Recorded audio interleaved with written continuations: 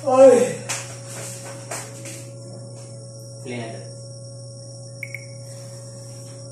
Good morning, grade 7 Malawi. Good morning, sir. Okay. Class Mayor, Mangkaw, please lead the prayer. Saint Cecilia's prayer. Let us all remember that we are in the holy presence of God. In the Father, Son, and Holy Spirit. Amen. Saint Cecilia's prayer. O gentle Cecilia, sweet voice and melody of the heart of Jesus, we come to you to beg for your assistance. Pray for us, Cecilia. Teach us to sing the glories of God, and also for the glory of God. Give us the voice to sing the ave, as you did in the hour of martyrdom. Pray for us who martyr with singing heart. Amen. Saint Cecilia, Pray for us. Jesus dwells in our heart, Reverend. in the Father, the Son, and the Holy Spirit. Amen. Okay, class, before you sit down, please arrange your chairs. Pick up the pieces of paper under your chairs. Okay, you may now sit down. Okay, now let's have an attendance.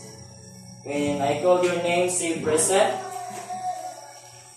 Okay, Mangkaw, Present, sir. Unil, Absent, sir. absent. sir. Absent. Okay, Julian, Absent, sir. absent. Villarin, Sir, present. then Lausa, okay, absent. Now, who still remember our last topic yesterday? Okay, wala. Okay. Our last topic yesterday is about process of communication. Okay. Now, before we continue to our lesson proper for this meeting, I have an activity. Wait.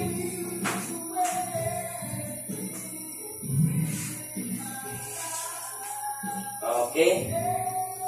This activity called Sing Me. Okay. This one.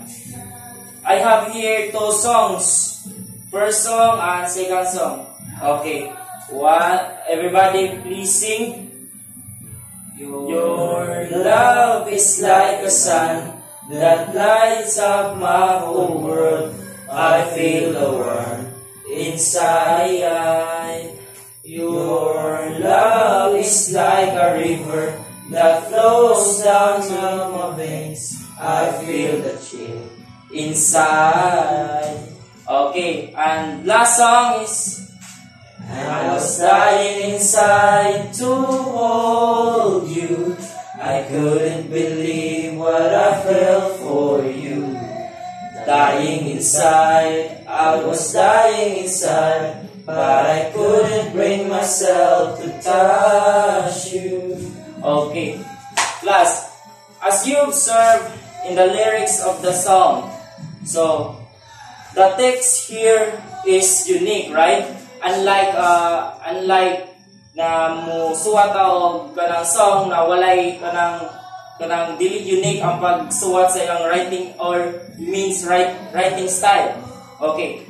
Now, you have an idea what is our topic for today's meeting? Okay? Our topic for today's meeting is all about literary devices. Okay, again, what is our topic for today's meeting? Literary devices. Okay.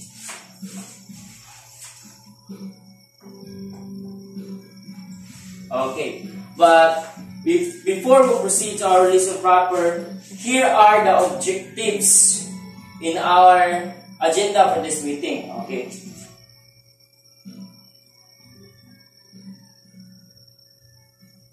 First objectives. Everybody please read. Explain the definition and the usage of the literary devices. Simile, metaphor, irony, hyperbole, and personification. Second, Determine the poem incorporating literary devices. And lastly, Develop an appreciation for relevant literature and culture. and then maunyang paan. Show respect for diverse cultures and perspectives. Okay.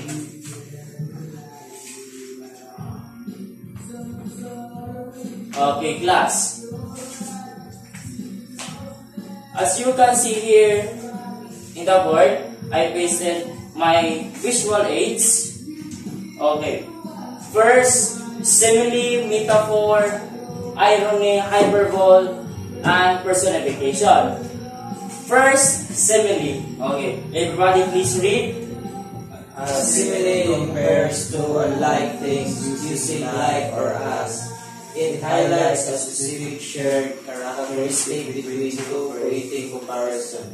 Okay. Here, a simile compares two unlike things using like or as.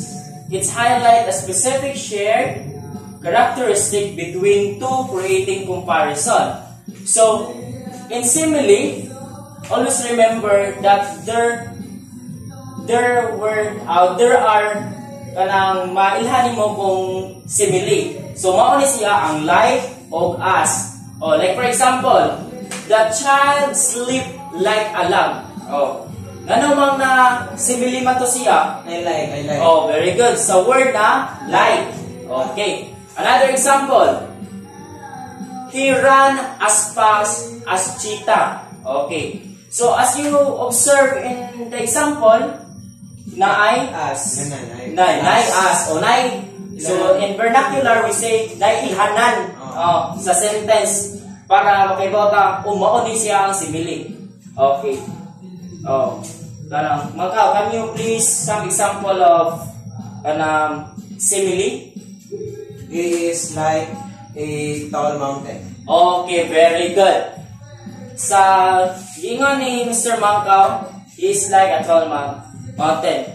Sa word na like, dili na to mailhan na simile ang usa ka sentence. Okay, again. Simile compares two unlike things using like or as. Okay. Now let's proceed to metaphor. Please read. Metaphor directly states that one thing is another thing. Unlike simile, it doesn't use like or as. This creates a stronger, more insistent comparison. Okay. Sa metaphor, a metaphor directly states that one thing is another thing. Oh. Unlike sa simile ay, ang kaning metaphor kay na ay stronger, more implicit comparison. So, ang kaning metaphor, unlike sa simile na nailhanan na ganang like o as sa sentence, sa metaphor, kay gi-compare nimo ang usa ka subject to another subject or another object. Like for example, kaning, the world is a stage. Ako isuwat ha. The world is a stage. Okay. Kanina sentences. Oh. The world is a stage. So, ang kanan ni naay duha ka things na i-compare ang world o ang stage. So, nabay nakita niyo na like o as, di ba? Wala. So, lahi na siya sa simile. Kaya ang simile kay naay timailhan dayon na like or as. Sa kanina metaphor kay na i-compare siya into another. Okay, like a word, the world is a stage. Oh. It means that life is a performance. Atong kinabuhi daw perform daw ta sa atong daily lives. Okay. Now, irony. Okay, please read. Involves a contrast or variance between what is said and what is meant. What is expected and what actually happens. Okay. Irony involves a contrast or disparity between is said and what is meant. What is expected and what actually happens.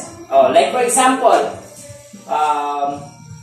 beside of that, there are three money ang naka-complicated sa kaning irony. Kay naa siya 3 types of irony. First is verbal irony.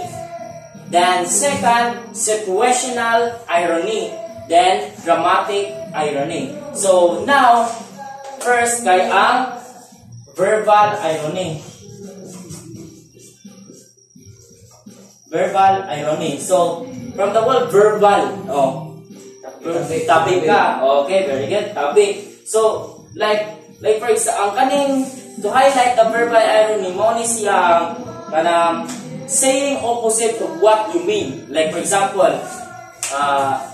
nilakaw ka, nya init kayo. Init kayo ang temperature. Din muana ka. The weather is so good. Dito ang buti mo pasabot kainit sa daning panahon na ay kanang laki yang to make it clear laki imuang kuan buti pasabot kanang opposite siya sa buti mo pasabot. Okay. Next kay ang situational irony.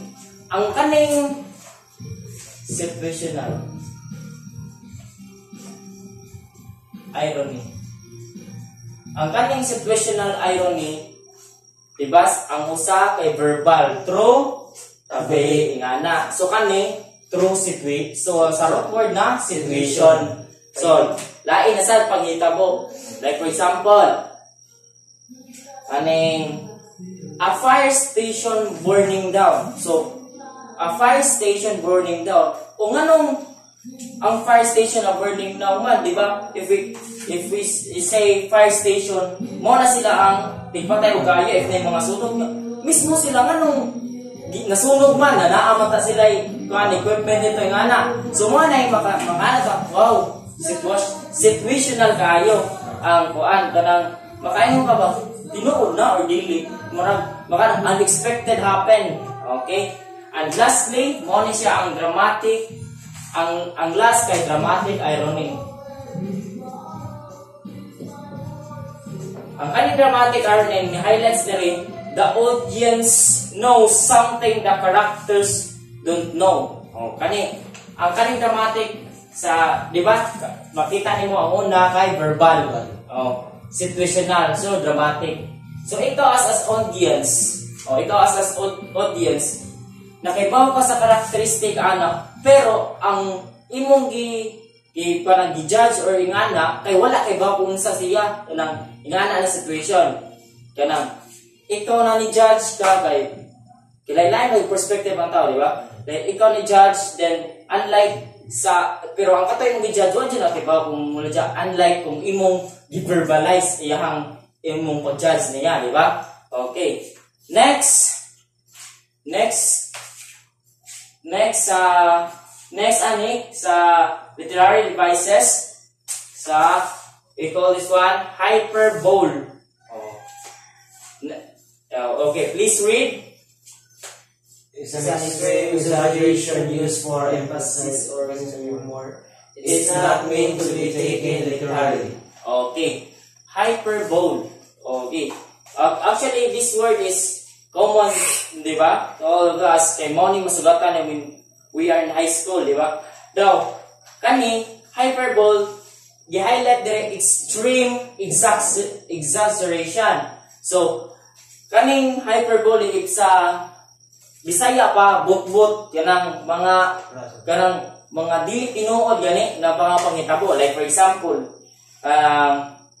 I am hungry. I could eat a horse. Makakaon ni kag horse tungod sa imong kagutom, di ba? Grabe kayo ka exaggerated kayo imong words na gigamit. Then and also last example, I told you a million times. Okay. From ano na mo siyang hyperbole sa word lang niya na million times. So maka-istorya di ka maka-pandi ka million times, di ba? Kadugay na di ba? Makaingon ka ba na lang but kay pagka-istorya. Okay. Now, and the last literary devices is personification. Okay, poni. Ang last. Personification gives human qualities to inanimate objects, animal, or abstract ideas. So, unsa man sa ang personification? So, personification mo ni siya ang words that imong ikuan as an object.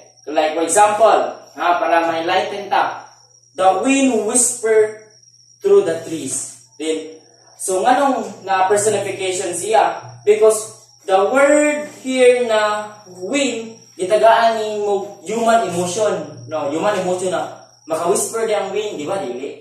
Di ba? Mag-whisper siya sa tree. Di ba? Dili siya maka-whisper. Gitagaan ni mo siya human emotion. Ang usa ka subject. Okay. And last example, guys, the sun smiled down on the beach. Okay. So, sa example, the sun smiled down on the beach, gitagaan sa timog human emotion ang word na sun. Okay? Sun. Okay. Now, in simile, kay naihanan, like or as. Then, ang metaphor, i-compare siya, stronger comparison. Like the word is a stage, di ba? Naa siya duha ka words na i-compare. Then wala siya like o as. And then ang irony, katong may three types of irony mo ni ang verbal, situational, o dramatic. Ang verbal from the word verbal through tabi. Ang situational through situation. Tabo. Ang also ang dramatic irony. Mo ni ang ikaw na mismo nag-judge sa usa ka tawo, pero ang usa ka tawo na imong i-judge wala siyang ibaw. Unlike sa kung imong isang i-verbal, through verbal, i-confront na. What we call this one? Confrontation. Okay. Now, again, there are 5 literary devices. First, simile. Second, metaphor.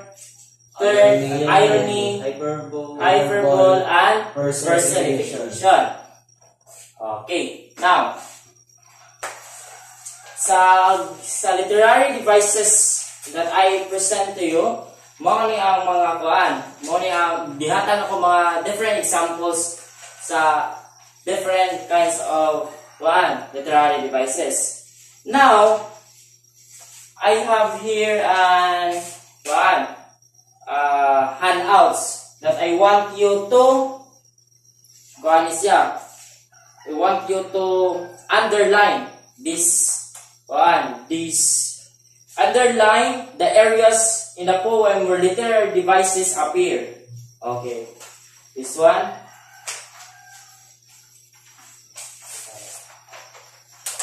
Okay. Okay. Now, I will give you 15 minutes to underline the literary devices that appear in that poem.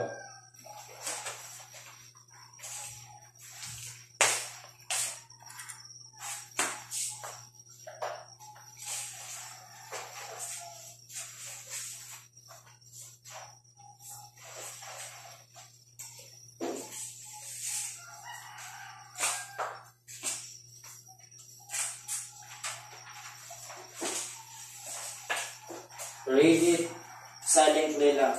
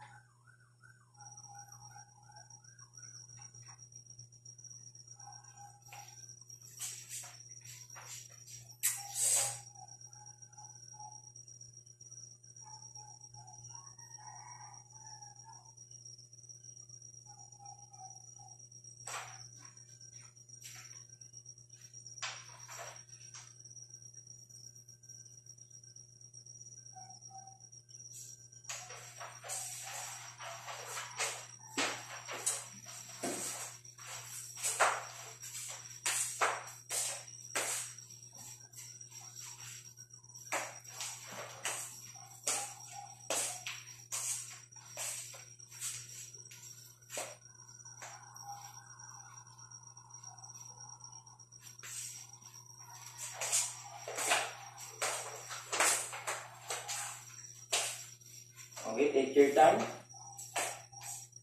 It's okay if there are some literary devices that didn't appear in that handout or in that poem.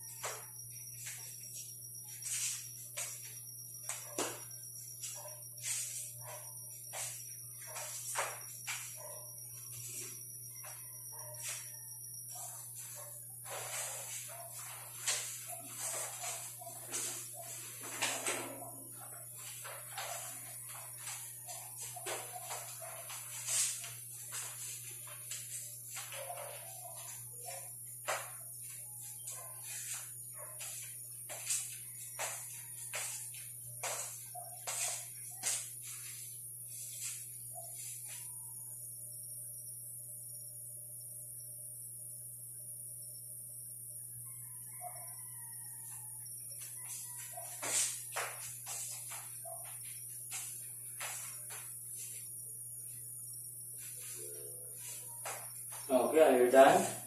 Okay, done na. Okay, now, I have a question. Mr. Mangkaw, can you please stand up? What are the literary devices that appears in that poem? Metaphor, hyperbole, sir. Okay, hyperbole. Can you please read the text in that poem? Philippines, the Pearl of Orient is an example of metaphor. Okay, very good. And we have also the Pacific Ocean pushing down is a example of hyperbole. Okay, very good. Mr. Villarin, can you please give your underline answer of the poem that I given to you? Okay, sir, so what I see is the sample of the literary devices is the personification. So the word is the rice terraces, splendid, it's wonderful technology. Okay, very good. Thank you. Okay, again, here in the poem, according to Mr. Mangkaw, Philippines, the pearl of the Orient. is an example of metaphor. Okay, very good. And also, he said lately that the Pacific Ocean pushing down, an example of hyperbole. Okay, and Mr. Villarin said lately that the rice terraces, splendid, wonderful technologies, an example of personification. Okay, it seems like you really understand what is literary devices is. Okay, now, since most of your classmates are absent for today's meeting, I will group you into two groups. Okay, this group is group 1. Mr. Mangkaw will be the leader, and group 2 is this row. Mr. Villarin is a leader. Okay, now, unsa yung buhaton? Okay, now, listen carefully to the instruction. You will write your own poem that consists of literary devices. Again, you will write a short own poem that consists of literary devices. Okay, seems like that activity is based on your own poem. I give you 15 minutes to do the task. Okay, you may now start.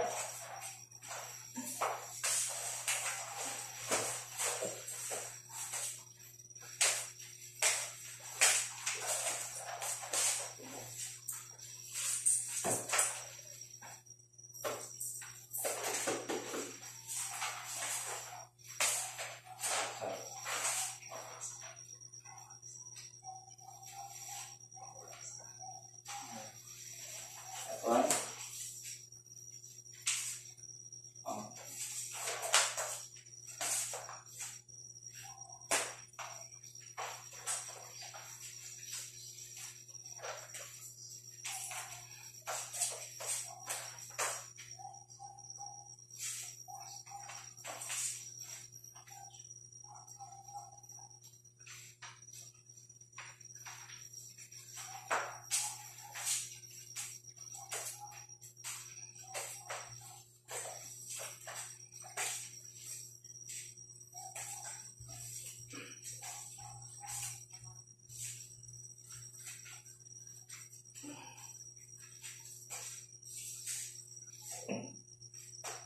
Okay, class, it's okay, one stanza.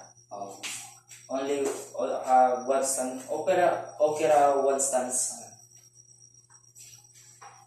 Take your time.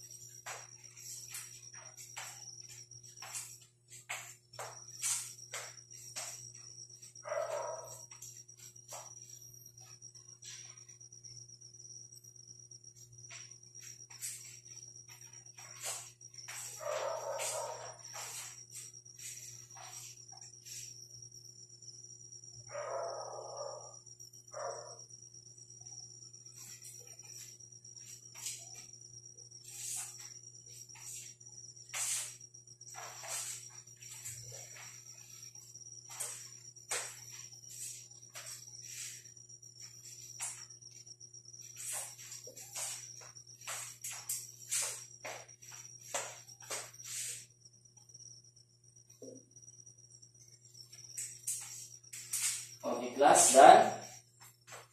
Okay, done. Okay, group 1. Can you please here in front and tell what your own poem that consists of literary devices? Okay, can you start? So, good morning everyone. Morning. I'm here to share our newly invented poem together with my group mates. Okay. So, I'm in love with you, no matter who you are, be it a pig or a cow. My love is unlimited by far. Your skin is as white as snow. Your cheeks I want to play. I would die 1,000,000 times for us to be old and gray, loving each other day by day. Okay, very good. Okay, now let's proceed to group 2.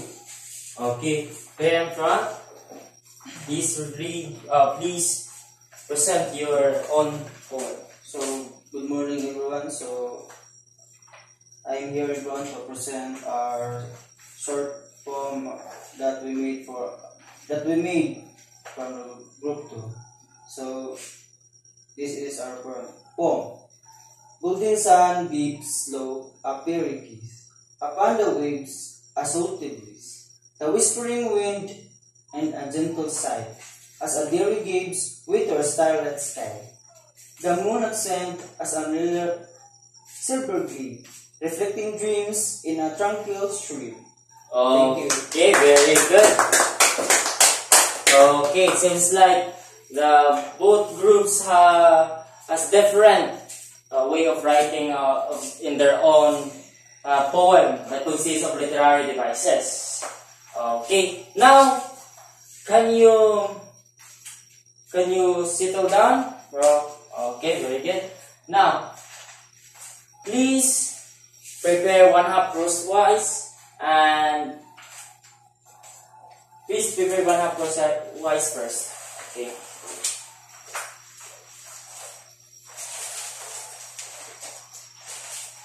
Okay.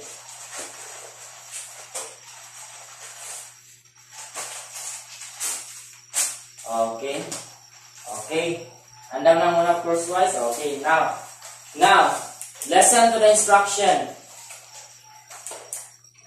I want you to make an original song reflecting on the beauty of cultural diversity. Again, I want you to write a 1 stanzas original song reflecting on the beauty of cultural diversity. Okay.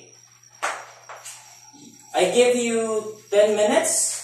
It's okay? Okay, 10 minutes. You can start.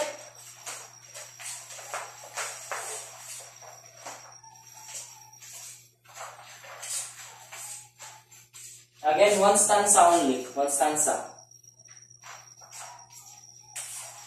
You can stop.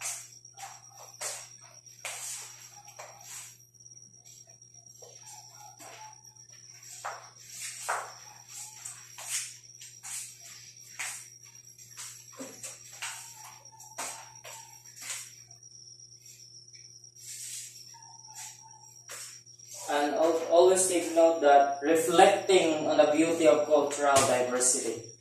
And your song is reflecting on the cultural diversity. Take your time. If you have question, don't hesitate to ask me.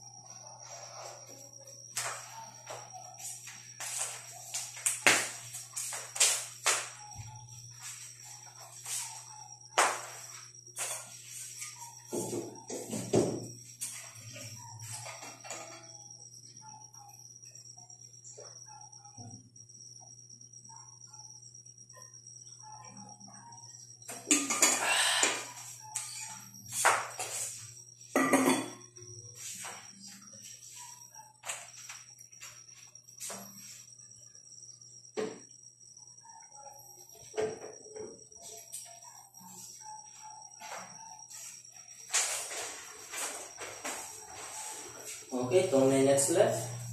Continue.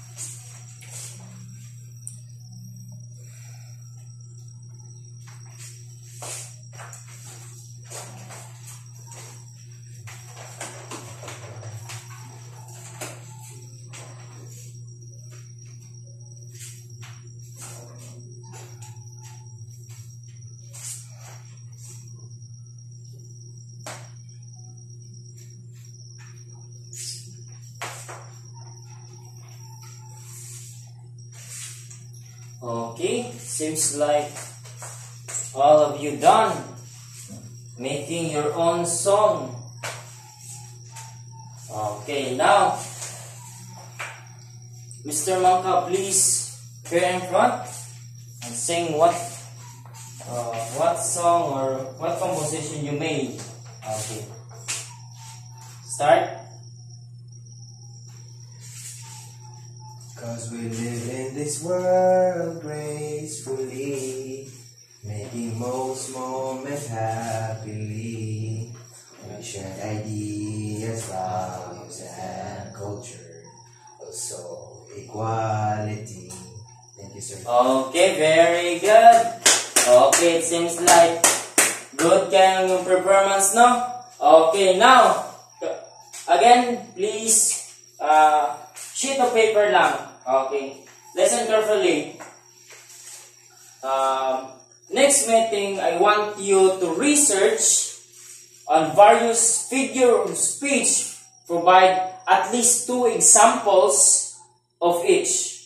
Okay, again, research on various figures of speech. Provide at least 2 examples. Okay, nasabtan ra? Yes, sir. Okay. Again, our topic for today's meeting is all about Literary devices. literary devices that consist of 5. Okay, first, simile, metaphor, irony, hyperbole, and personification. Okay, nabay nalibgan ali nila? So far? Okay, very good. So far, wala. Okay. Please stand. Okay. Let us pray. In the name of the Father, the Son, and the Holy Spirit. Amen. Saint Cecilia's prayer. O gentle Cecilia, sweet voice and melody of the heart of Jesus, We come to you to beg for your assistance. pray for us, Cecilia. Teach us to sing the glories of God, and also for the glory of God. Give us the voice to sing the happy, as you did at the hour of your martyrdom. Pray for us who martyr with a singing heart. Amen. Saint Cecilia, Pray for us. Jesus dwells in our heart, forever and ever. In the Father, the Son, and the Holy Spirit. Amen. Goodbye, class, and see you around. Goodbye. Thank you, sir. Okay.